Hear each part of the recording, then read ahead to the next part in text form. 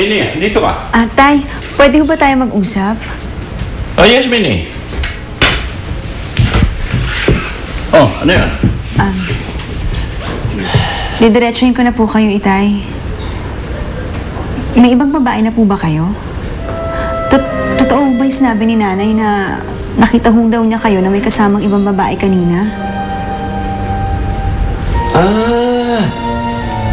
Si Easy. Kaibigan lang kami. Wala kaming relasyon.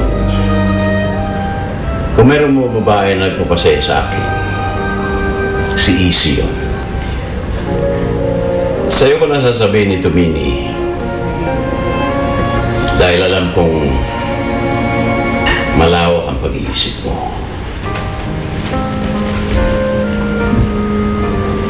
Masarap kasama si Easy.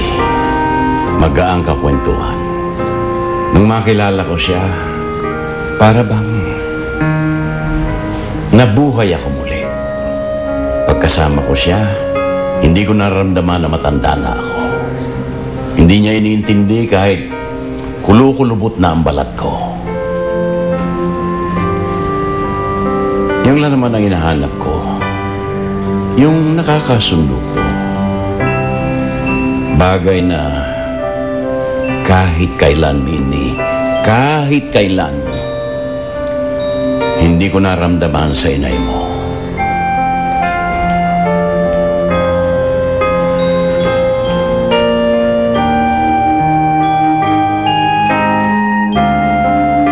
Daddy, kamusta ka na? Siguradong masaya dyan sa langit, no? Sorry kasi hanggang ngayon hindi ko pa rin natutupad ang pangako ko sa'yo. Ang hirap kasi, lalo na ngayon. Naghiwalay na ang nanay at tatay mo. Kaya sana, tulungan mo ako na mabuo ulit ang pamilya natin. Nalulungkot ako pag tuwing nagagalit si Eden Nelson kay Inelinet.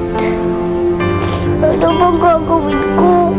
Makasabi naman kay God, tulungan niya tayo. Tulungan niya tayo na makita natin ulit si Inelinet para magbalikan na sila ni Eden Nelson.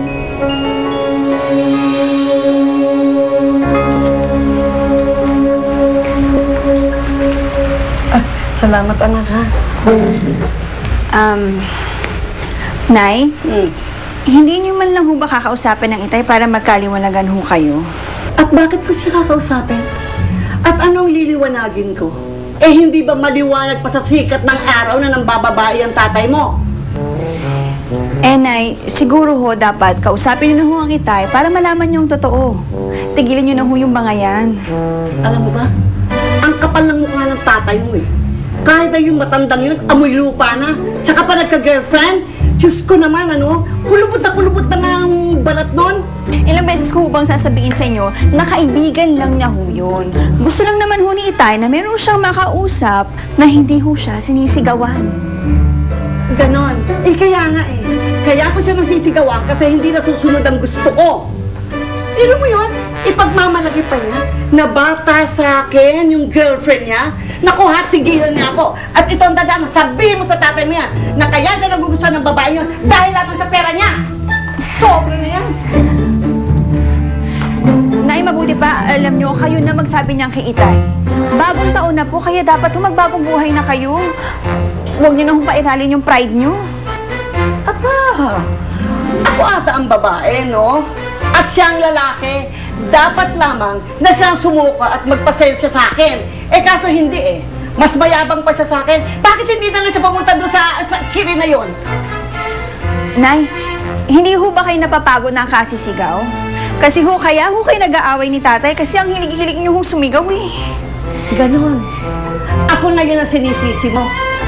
Kumakampi ka na ngayon sa tatay mo. Ganun ba yun? Ganun ba yun? Hindi ho, Nay. Wala ho kong kinakampihan. Ang gusto ko lang ho, magkaayos na ho kayo ni Itay. Ay, hindi na kami magkakaayos. Pagod na ako. Konsumin na ako. We're over. Ayoko na. Alam niyo, Nay, hindi ko na ho alam kung anong sasabihin ko sa inyo. Baala na nga ho kayo. For the Girl of my dreams. Girl of my dreams, I love you. Diyos ko, saan pupunta yung damuhong na yun? May dala pang kahon.